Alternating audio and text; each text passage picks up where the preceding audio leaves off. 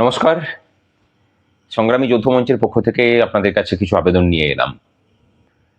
আপনারা জানেন যে রূপা 2009 এর যে বকেয়া মহার্ঘ ভাতা সেই নিয়ে কেস চলছে।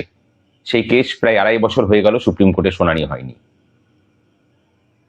আমরা রূপা 2019-এর যে বকেয়া, সেই বকেয়া নিয়েই আমরা রাস্তায় ছিলাম, এখনো আছি, লড়াই চলছে।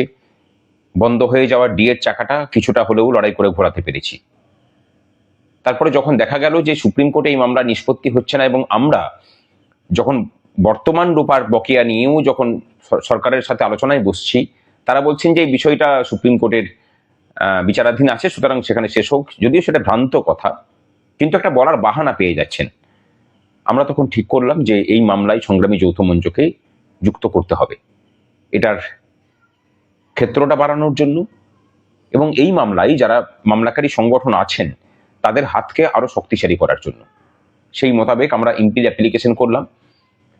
সেই ইম্পিল অ্যাপ্লিকেশনের পরিপ্রেক্ষিতে মাননীয় বিচারপতি সঞ্জয় করলের ডিভিশন বেঞ্চ জানালো যে আমাদেরকে আমাদের বক্তব্য শোনা হবে আগামী 7 তারিখে। আমাদের এই মামলার পরবর্তী শুনানি আছে 7ই মে। এই পরিস্থিতিতে আমরা ঠিক করেছি যে আমাদের মামলাতে মাননীয় হরিশ সালভেজি, তার সাথে গুরুকৃষ্ণ কুমার, তার সাথে নচিকেতা যোশী, সিদ্ধার্থ ব্যানার্জি,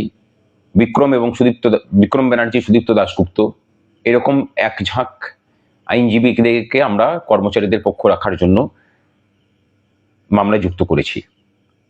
স্বাভাবিকভাবেই এই মামলার জন্য অর্থের প্রয়োজন। হরিশ সালভেজি আপনারা জানেন শুধু জাতীয় নয়, আন্তর্জাতিক মানের আইনজীবী, তাকে পাওয়াই যায় না। আমাদের মামলাতে তিনি থাকবেন, কিন্তু যেটা অসুবিধা হয়েছে, আমাদের পক্ষে কর্মচারী শিক্ষকদের কাছে পৌঁছানো সরাসরি সম্ভব হচ্ছে না।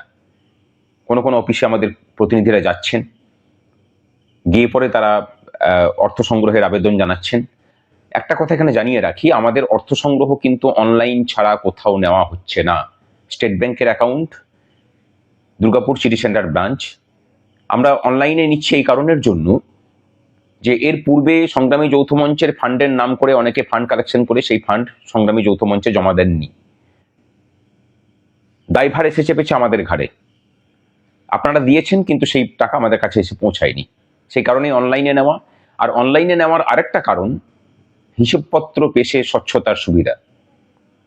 এর আগে আপনারা জানেন যে কর্মচারীদের একটা পক্ষ আমাদের বিরুদ্ধে মিথ্যা মামলা করেছিলেন সরকারের কাছ থেকে ঠিকে নিয়ে। সেই সব বিষয়গুলো আমরা এড়াতে চাই, এবং আমরা সবসময় চেয়ে এসেছি যে স্বচ্ছতা থাকুক। বিগত 2.5 বছরের আন্দোলনে আমরা প্রায় 4 বার অডিট করিয়ে তার হিসেব দিয়েছি। ডিএ মামলার জন্য পৃথকভাবে হিসেব দেওয়া হবে। আপনারা সহযোগিতার হাত বাড়িয়ে দিন। এই মামলা আপনাদের, আমরা সকলে মিলে এই মামলায় জয়লাভ করব, কিন্তু আপনাদের আর্থিক সহযোগিতা ছাড়া যে আইনজীবীদের নাম করেছি তাদেরকে কিন্তু আপনাদের পক্ষ রাখার জন্য নামানো সম্ভব নয়।